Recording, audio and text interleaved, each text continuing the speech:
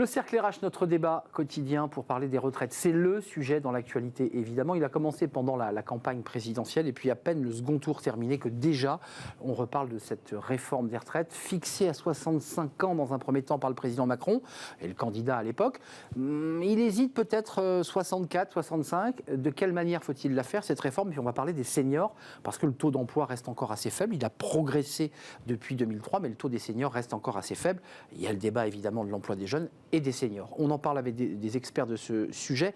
Gilles Gâteau est avec nous, merci d'être là, directeur général de l'APEC, qui est l'association pour l'emploi des cadres, une association paritaire, parce que vous étiez venu bien nous l'expliquer. On oublie souvent que c'est une association gérée paritairement par les partenaires sociaux, qui auront bien sûr leur mot à dire sur cette question de la réforme des retraites, puis on parlera des seniors, des cadres seniors, qui, après 54 ans, on voit évidemment, quittent leur emploi, poussés par leur entreprise dans des plans sociaux ou des accords contractuels. Et puis avec nous, Benoît Serre. Bonjour Benoît. Bonjour. Ravi de vous retrouver sur le plateau de Smart Job. Vous êtes le vice-président de la NDRH, l'Association nationale des DRH, DRH de L'Oréal France, ça fait beaucoup de DRH, avec des DRH qui évidemment observent d'assez près cette réforme des retraites. D'abord, commençons par le début. C'est notre premier titre, vous allez le découvrir. C'est vrai que ça commence un peu par une maladresse, parce que on en a parlé sous l'ère Édouard Philippe pendant presque 2 ans de cette réforme des retraites. Elle a été quand même moulinée, structurée. Les Français commençaient à un petit peu découvrir. Puis finalement, elle s'est arrêtée, gilet jaune oblige. Et puis elle revient dans l'actualité avec ses 65 ans, Gilles Gâteau. Et ce matin, Bruno Le Maire, toujours actuel ministre de l'économie, dit... Après tout, peut-être qu'on aurait l'occasion d'utiliser le 49.3, c'est-à-dire en un mot passer en force. Est-ce que ça vous surprend? Est-ce que ça vous choque? Est-ce que vous dites que c'est la bonne méthode pour aborder la question de la réforme des retraites? Alors, je vais vous décevoir dans ma réponse. Mais oui. Je vais rester très prudent. Vous l'avez dit. Très neutre. L'APEC est une organisation paritaire, patronat, syndicat. Chacun a une position. C'est à eux de l'exprimer et de dialoguer avec les. Vous pouvez vous faire le porte-voix de. Non, je me garderai bien de le faire sur ce sujet qui intéresse l'APEC. Indirectement, si je puis dire, parce que, évidemment, vous l'avez dit, la question de l'emploi des seniors, du maintien de l'emploi quand la durée de la vie active s'allonge et que la retraite s'éloigne, eh bien, évidemment, c'est un enjeu très fort. Mais sur la réforme des retraites et sa méthode, c'est vraiment un sujet entre partenaires sociaux et gouvernement. Le directeur général de l'APEC n'a pas d'avis sur le sujet. Le droit de réserve, du directeur général de l'APEC, qui ne nous répondra pas sur le 49.3, mais peut-être que Benoît Serre pourra nous en dire un mot. Mais un ministre de l'économie, au moment où on annonce que c'est la réforme du quinquennat à venir, la retraite à 65 ans encore qu'elle est discutée, est-ce que vous dites on aurait peut-être pu s'y prendre autrement? Donc je ne veux pas vous décevoir une seconde fois après Gilles Gâteau, mais ce qui se passe... Courage, fuyons sur le plateau. Non, pas du tout, mais le 49.3, c'est une affaire de choix politique. Moi, je ne suis pas dans la politique, je n'ai pas d'avis sur le 49.3. La seule chose que je peux avoir, par contre, ou au titre de la NDRH, ou comme DRH moi-même, c'est que, autant que cette réforme évite, autant que faire se peut, le maximum de tensions sociales dans le pays, parce que ces tensions, on les retrouve inévitablement dans les organisations, qu'elles soient paritaires ou qu'elles ne le soient pas. Donc c'est plutôt ça. C'est-à-dire qu'on sait que la dernière fois que le gouvernement a essayé de passer la réforme des retraites avec le 49.3, ça ne s'est pas très bien passé. Ça s'est arrêté sous l'effet de la crise sanitaire, mais on se souvient des tensions, on se souvient quand même des manifestations, et il y a toujours un effet, il y a un petit peu un effet dans les entreprises. Même si on aura noté pendant la crise sanitaire que, justement, petit à petit, le dialogue social sur le terrain, dans les entreprises... A plutôt fonctionné. Se détachait un peu des tensions nationales. Politique, c'est vrai. Est-ce que ça sera le cas pour les retraites? Je ne sais pas. Ça, c'est la première partie de la réponse. La seconde partie, c'est qu'il ne faut pas ignorer, j'imagine que le président de la République et le futur gouvernement ne l'ignorent pas, cette réforme inquiète beaucoup de salariés. C'est une réalité. Elle inquiète probablement parce qu'on n'y voit pas très clair sur la manière dont elle peut être organisée, structurée. Gilles Gâteau, il y a un chiffre. Alors, il y a 2 indicateurs que je trouve intéressants. Il y a l'Agirc-Arrco, qui gère évidemment les milliards évidemment de nos retraites et qui servent à financer les retraites, indique dans un article que globalement la trajectoire est bonne, qu'il n'y a pas de risque de non-financement des retraites, parce que c'est un débat qu'ont les jeunes aujourd'hui en entrant dans l'emploi. J'aurai pas de retraite, ça on l'entend beaucoup. Et à la CNAV, dont la caisse n'est pas dans le rouge, on se dit pourquoi aller aussi vite? Pourquoi ne pas prendre le temps de la discussion, de la réflexion? Et par ailleurs, dernière question, puisque j'en ai 3, les cadres aujourd'hui, mais aussi les salariés, disent pourquoi j'irai travailler jusqu'à 65 ans mon métier m'a usé, j'ai envie de vivre ma vie, faire autre chose, me consacrer à une vie associative. Enfin, il y a toute cette réflexion-là autour du travail. Qu'est-ce que ça vous inspire ? Vous avez raison de souligner que la question des retraites et des choix politiques qui sont faits autour de la retraite, ça n'est pas qu'une question financière et ça n'est pas qu'une question d'équilibre financier. C'est vraiment une question profondément sociétale, si je puis dire, et de choix, à la fois dans la façon dont précisément on fait jouer la solidarité entre les générations et à la fois dans la façon dont on donne une place finalement à chacun dans la société, une contribution au travail, jusqu'à quel âge, etc. Ce que j'observe, moi, à l'APEC, c'est qu'effectivement, les questions d'aspiration par rapport au travail évoluent. Elles évoluent chez les jeunes, très particulièrement. Très clairement, et on l'observe.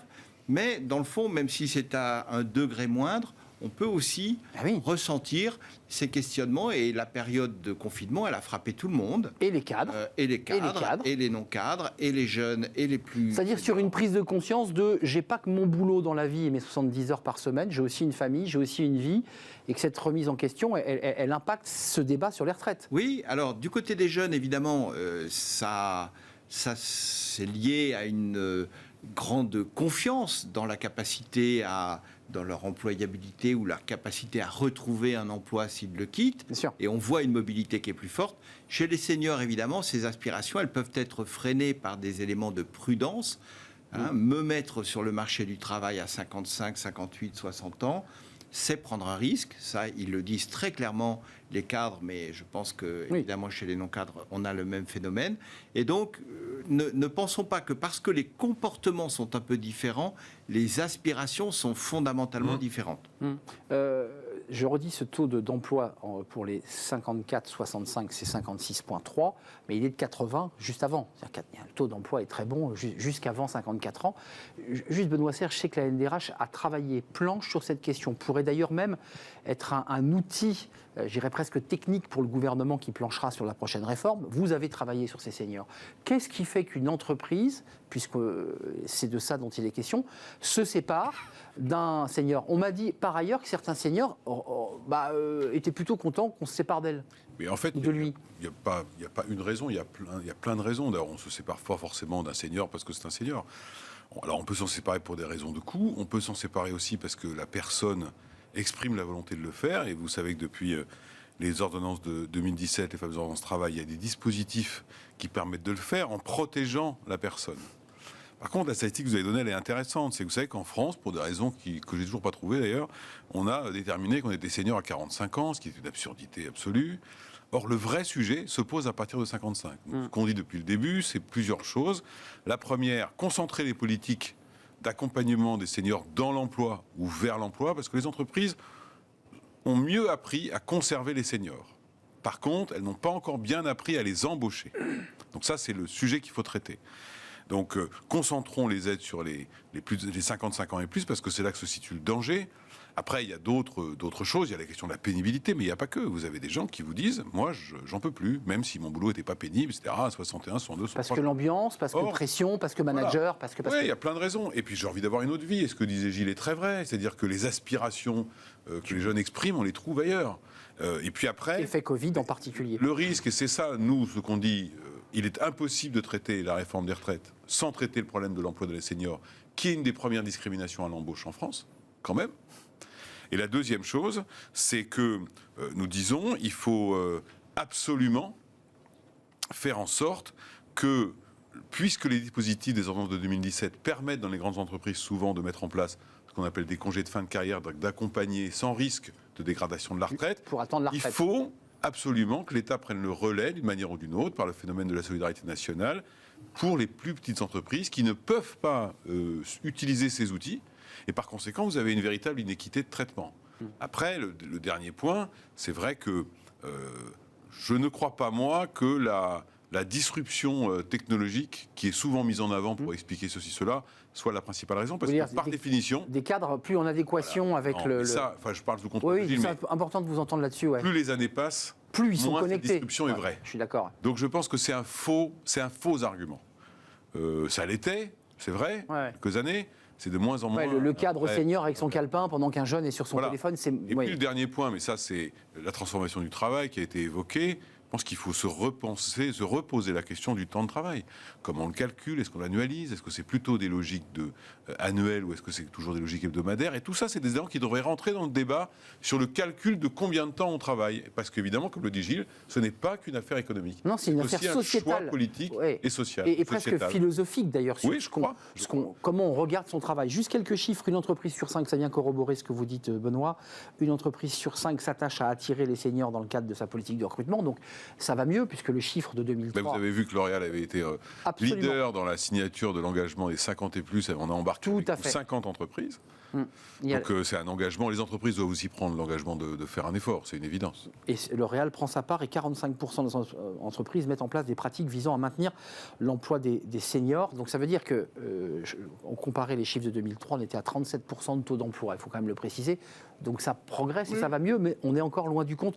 Gilles Gâteau, mettons les pieds dans le plat parce que l'APEC, c'est plutôt les cadres du secteur privé. Il y a eu un vrai débat qui avait été posé par Édouard Philippe à l'époque, qui était de faire converger évidemment le public et le privé. La retraite dans le public n'est pas la même, elle ne se calcule pas de la même manière, pas sur le même nombre d'annuités. Les 6 derniers mois pour le public et puis pour le privé, c'est beaucoup plus long et donc plus chaotique lorsqu'on a eu des trous de carrière.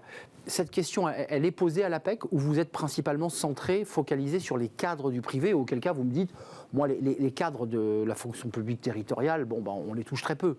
Nous, on est surtout évidemment focalisé sur les cadres du secteur privé. L'APEC est financé par une cotisation qu'ils payent et que payent les employeurs du privé. Donc, même s'il y a des cadres du public qui peuvent venir à l'APEC, évidemment, mais c'est essentiellement dans le privé. Non, je pense que, surtout pour rebondir sur ce qui était dit à l'instant, on est dans un monde de paradoxe absolu et qui, entre nous, crée des tensions qui sont assez insupportables à long terme, je pense. On veut allonger la durée de vie au travail et en même temps, on a toujours, même si ça progresse... Contre l'avis d'une majorité de Français. Petit à petit, même si ça progresse petit à petit, on a aujourd'hui encore une majorité de personnes qui arrivent à l'âge de la retraite, à 62 ans. 2 ans, oui. Et une majorité qui ne sont déjà plus en emploi. Mais oui, et oui. Donc, ce que porte le rallongement de l'âge de départ, pour cela, c'est potentiellement un allongement de période de chômage ou de période de pré-retraite. D'accompagnement, comme on évoquait tout à l'heure. Plus ou moins financé par l'entreprise avec tous les passages qu'on connaît. Enfin, c'est plus qu'un paradoxe, c'est presque un non-sens que vous décrivez. C'est-à-dire que si déjà on s'arrête à 62 ans, je ne vois pas comment on peut aller jusqu'à 65 ans. Enfin, Alors, plus exactement, on ne le peut que si, en même temps, on continue à faire progresser et plus rapidement encore le taux d'emploi, c'est-à-dire à réduire la part de ceux qui quittent sans avoir un emploi. Et ça, c'est pas seulement un enjeu sociétal, évidemment. Non, qui est faible en France. C'est aussi un enjeu économique, parce que, quelque part, tous ces dispositifs de cessation anticipée d'activité, elles ont aussi un coût.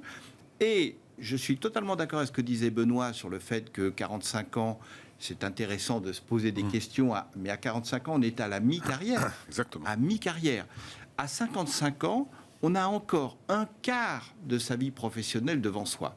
Aujourd'hui, on est à 43 annuités de cotisation pour avoir une retraite pleine. À 55 ans, vous avez, avant d'atteindre vos 43 annuités, au moins 10 ans devant vous. Donc, ce n'est pas la toute dernière étape de carrière, les dernières années qui sont compliquées. C'est carrément le quart. C'est comme si, dans un match de foot, on considérait... Ce qui n'est pas vu comme ça par les salariés depuis un mois. Coup de sifflet final à 75 minutes au lieu de 90. C'est une aberration. Gilles Gâteau, je m'autorise aussi à expliquer à ceux qui nous regardent, mais on est tous concernés, de démarrer ces études, faire des études jusqu'à 25, 26 ans, et démarrer dans le monde du travail rémunéré à 25, 26, vous rajoutez 43 annuités et demie, c'est pas très compliqué de comprendre que quand on arrive au bout, on n'a pas de retraite pleine. Enfin, c'est assez facile à comprendre. C'est pour ça que le retard de l'âge légal de départ à la retraite n'est pas quelque chose qui impacte principalement et d'abord les cadres, parce que eux, ils sont d'abord impactés par les durées de cotisation, ce qui est assez juste. Hein, ils ont fait des études plus longues, ils partent plus longtemps. Après, en revanche, c'est évidemment un sujet pour ceux qui ont commencé à travailler très jeunes, qui n'ont pas fait des études et qui, eux, vont être de fait concernés par le rallongement. Aujourd'hui, pour les cadres, la réalité, elle est déjà plus proche des 65 que des 62. Enfin, il y a le débat sur la pénibilité là, qui échappe aux cadres, même si certains stress et tensions dans des entreprises peuvent être considérés comme de la pénibilité, mais je parle des maçons, des plâtriers, de tous ceux qui, pendant 30 ans, ont fait des métiers physiques ou des gens qui sont dans la logistique. Il serait presque logique de dire, bon, pour ceux-là, ils ont démarré plus tôt, ils ont eu des métiers pénibles, on les fait partir plus tôt. D'ailleurs, le président de la République, vous avez vu, il hésite, hein, et il n'a pas tranché sur 64, 65, compte tenu que l'âge limite, c'est 67. Oui. Hein, on peut aller jusqu'à 67 ans. Le sujet de la pénibilité, il avait, si je me souviens son nom, il avait tenté d'être adressé sous François Hollande, si je me souviens son nom. Exact. Bon, ça n'avait pas été... Avec Jean-Marc Ayrault, vous étiez aux premières loges, Gilles Gâteau, sur cette question. Ça n'avait pas été d'une simplicité, mais Gilles le sait, absolue à mettre en œuvre, mais le fond du sujet, il reste vrai quand même. C'est-à-dire que c'est déraisonnable de demander à quelqu'un qui est maçon ou plâtrier de continuer à poser du carrelage à 60 ans. Mais c'est même impossible physiquement, si je peux me permettre. C'est pour ça que peut-être que d'ailleurs c'est l'une des voies de discussion probablement. Le nouveau président de la République l'a dit à plusieurs reprises. Il y aura tout un temps de concertation avec les partenaires sociaux et on peut imaginer que ça ira de ce côté-là. La public-privé, on réinvente là, en systémique. Est-ce qu'on change le système? Mais la réforme précédente, elle avait coincé parce qu'on voulait changer à la fois le système et les paramètres. C'est ça. Et en plus, honnêtement, c'était un petit peu compliqué. Et moi-même, j'avais été un peu étonné par ce système où on prenait en compte la totalité de la carrière. Parce que du coup, ça veut dire qu'avant, on prenait que 25 ans pour le privé. Les 25 meilleures années. Si on prend en compte la carrière, celui qui a eu un salaire qui n'a pas bougé toute sa carrière, il était mieux servi que celui qui a commencé très bas et qui a progressé par l'effort et monté un peu plus haut. Donc c'était un peu curieux comme raisonnement, puis les gens ne comprenaient rien du tout. Et là, il semblerait que ce soit une réforme un tout petit peu plus simple, qui consiste à rajouter 4 mois par année de temps de travail. Bon, mais peut-être que l'une des questions, c'est l'obsession, mais elle est très française, très Conseil national de la résistance, de maintenir le système. Non, de refuser absolument toute forme d'aménagement du modèle de la répartition. On est d'accord. Ça, c'est un débat politique. C'est ça. On nous dit que le sacro-saint modèle de la répartition doit être maintenu. C'est ce que d'ailleurs développe la GIRC-ARCO. Hein. Il travaille évidemment à maintenir le montant des pensions, sauf qu'une partie des cadres ont déjà des plans épargne-retraite, des investissements pour pouvoir se dire c'est pour la retraite. Est-ce qu'on se... démographiques surtout. Non, bien sûr. Est-ce qu'on ne se joue pas de mots finalement sur ce débat des retraites? Parce qu'on est en train de faire monter un chiffon rouge qui peut effectivement créer des tensions sociales, dit Benoît Serre. Est-ce qu'on ne se joue pas de mots sur ce sujet? Vous avez fait des études auprès de vos cadres en les interrogeant sur la relation qu'ils entretenaient avec ce débat des retraites? C'est intéressant. Oui, on a questionné notamment sur l'effet du confinement et de la période très singulière qu'on a vécue en 2020. Est-ce que ça avait été de nature à bouleverser des projets, à retarder un moment de départ en retraite ou au contraire à l'avancer? Notre étonnement a été que plutôt pas vraiment. Ça a des effets sur, on l'a dit à l'instant, l'interrogation sur le sens finalement qu'on veut donner à sa vie professionnelle. Plus philosophique, mais moins. À tous les âges. Aux âges plus avancés, on va dire, c'est un peu entravé par un principe de réalité. Les cadres, ils sont très lucides sur le fait qu'à partir de 50-55 ans, ça devient plus risqué, ça devient plus difficile. Donc on a plutôt tendance à s'accrocher défensif. plutôt que être plus défensif. Alors même, c'est l'autre paradoxe totalement insupportable, qu'on a à côté de ça un marché du travail avec des tensions sur les recrutements et des difficultés à recruter qui sont à des niveaux jamais vus. Mais l'entreprise a peur de quoi? Parce que Benoît Serre l'a dit très cash, il a dit il y a le niveau des salaires, ça coûte cher. Est-ce que les entreprises n'ont pas peur aujourd'hui, et ça c'est peut-être votre boulot aussi de les sensibiliser, n'ayez pas peur, parce que parfois les cadres seniors mettent la barre un peu haut peut-être? Alors, on a fait une étude en commun avec Pôle emploi sur les cadres inscrits à Pôle emploi de plus de 55 ans pour essayer de creuser ces questions-là. Ouais. Il est vrai qu'une partie d'entre eux sont plus dans une logique, on va dire, d'attente de la retraite. C'est le fameux portage, en quelque sorte, dont on parlait. Un quart environ, d'après cette enquête. Une partie, même si ça n'est pas lié à de la pénibilité, peuvent avoir des problèmes de santé qui ne sont pas liés au travail, mais qui sont liés à d'autres phénomènes un petit, mais qui impactent le travail. Mais qui peuvent avoir des impacts un petit 10%, et tout le reste, c'est-à-dire 2 tiers des 100 000 cadres de plus de 55 ans inscrits à Pôle emploi sont des gens qui recherchent activement un emploi et qui ont aujourd'hui toute la capacité et par définition l'expérience pour l'exercer. Alors, c'est terrible. Il y a les salaires. Qui sont des drames sociaux derrière aussi, il faut le préciser. Oui, pour beaucoup d'entre eux, et pour beaucoup, c'est même une nécessité aujourd'hui de travailler jusqu'à 65 ans, parce que, enfin, jusqu'à parce que des crédits, des encours. Parce qu'on a des crédits, parce qu'on a des familles qui se sont recomposées, parce que, etc., etc. Mais en tout cas, ça peut être les salaires, mais nous observons tous les jours à la PEC et dans ces enquêtes que les cadres, ils sont lucides et que beaucoup d'entre eux sont capables de faire un effort à considérer qu'ils ne retrouveront pas nécessairement le niveau de salaire d'avant. Même chose sur le niveau de responsabilité. Donc, il y a un certain nombre de flexibilités qui se font là aussi dans une logique un peu réaliste. Il ne s'agit évidemment pas de se brader, et c'est sûrement pas le conseil qu'on leur donne à la mais d'accepter aussi de considérer le marché et de considérer leurs objectifs pragmatique par rapport au marché avec Bien un peu de pragmatisme, et ils le sont assez largement. Donc ça, sur le salaire, on peut dire, ah oui, mais je vais prendre quelqu'un, il a déjà 58 ans, ça veut dire que dans 5 ans, 6 ans, 7 ans, il sera parti, je vais devoir recommencer à rembaucher. Aujourd'hui, recruter un jeune, au bout de 6 mois, il s'en va. Mais oui. 5 ans, 6 ans, 7 ans. Mais oui. Donc, c'est vrai que cette logique-là est intéressante. Ne tient pas. Et donc, vous les prenez les uns après les autres et vous vous apercevez que vous pouvez déconstruire beaucoup. Ça déconstruit beaucoup. Que vous avez, mais exactement comme on avait des représentations sur la place des femmes dans le management il y a 20 ou 30 ans. Avant de nous quitter, Benoît Serge, je le redis, la NDRH a planché sur le sujet. Vous avez évoqué les lois travail, les lois El Khomri, puisque c'est d'elles dont vous faites référence. Est-ce qu'il faut supprimer ces éléments de la loi, c'est-à-dire repasser dans le Parlement pour dire, est-ce qu'il faut, vous, de votre côté, hormis quelques bons exemples comme L'Oréal, vous le citiez, un plan Marshall législatif, parce que l'entreprise d'elle-même, on sent que c'est quand même compliqué. On a 100 000 demandeurs d'emploi de plus de 55 ans qui sont derrière les grilles et qui galèrent. Est-ce qu'il faut que le gouvernement s'impose ? On a déjà fait des progrès dans ce sens-là.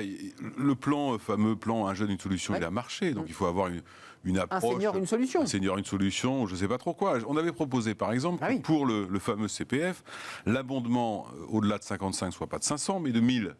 Qu'il y a un dispositif de gestion des carrières, de gestion de deuxième partie de carrière, connecté à la fameuse gestion prévisionnelle des emplois et des compétences ou la gestion des emplois et des parcours professionnels dans les entreprises. Autrement dit, je pense que les pouvoirs publics comme les entreprises doivent pouvoir développer des politiques d'incitation, parce qu'il faut réapprendre, Gilles a tout à fait raison, il faut réapprendre aux entreprises à embaucher des seniors. Parce qu'il y a une crainte, déconstruire. Il y a une crainte, il y a une espèce de biais qui dit mais quelqu'un qui arrive à 56 ans, 57 ans, il est immanageable, parce qu'il a des cultures ceci, des cultures cela. C'est pas exact. Et d'ailleurs, on observe, nous, parce quand L'Oréal a lancé le mouvement, on a regardé quand même ce qui se passait. On se rend compte que quand vous recrutez des seniors, souvent, ils arrivent avec une forme de distance, une forme de sagesse, une forme de calme qui est très utile dans les périodes, dans les périodes compliquées que nous vivons en ce moment. C'est vrai. Donc je pense qu'il y a des mesures qui doivent être portées par les pouvoirs publics de manière incitative, notamment pour les petites entreprises, mais pas que, de manière à accompagner le mouvement, un peu le modèle Un jeune, une solution qui a marché, sinon on va continuer à atomiser le marché du travail. De l'autre, les entreprises doivent faire l'effort de le faire, mais c'est la somme des deux. Mais aujourd'hui, ça va mieux, puisque maintenant, quand on parle de réforme des retraites, généralement, le président de la République ou ses ministres évoquent le sujet des seniors. Rappelez-vous, il y a 3 ans, on parlait de la réforme des retraites. Clairement. Donc là, au moins, la prise de conscience a évolué. Et je pense qu'il faut nous, on dit qu'il faut aller vers ça, que les DRH le poussent, on va continuer à le dire, et on est en train de préparer un travail en disant qu'est-ce que nous, les DRH, on a à dire au nouveau président de la République. Oui, parce que là, c'était des outils utiles. Sur ce sujet-là, comme sur d'autres. Donc, effectivement, l'étude de l'APEC que j'avais vue, elle est intéressante, parce qu'on voit bien que l'histoire du salaire, elle est très relative, finalement. Il y a une prise de conscience. Depuis le dernier point là-dessus, c'est qu'il faudrait absolument traiter ce sujet-là, parce que c'est un problème sociétal.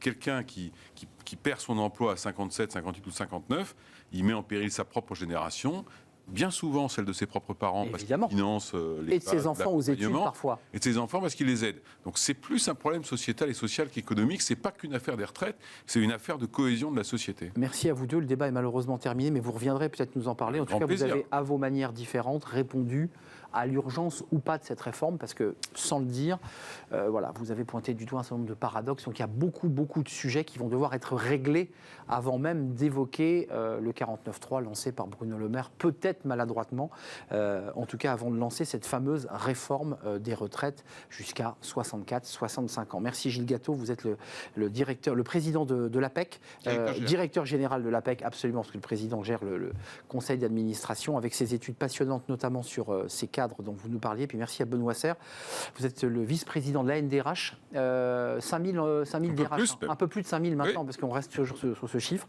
Et puis vous êtes le DRH de L'Oréal France, bon élève en matière d'emploi des seniors. Merci à vous deux, messieurs, de nous avoir éclairés. On termine avec l'emploi, justement, et un chef d'entreprise qui a décidé de faire bouger les lignes, et on l'accueille tout de suite.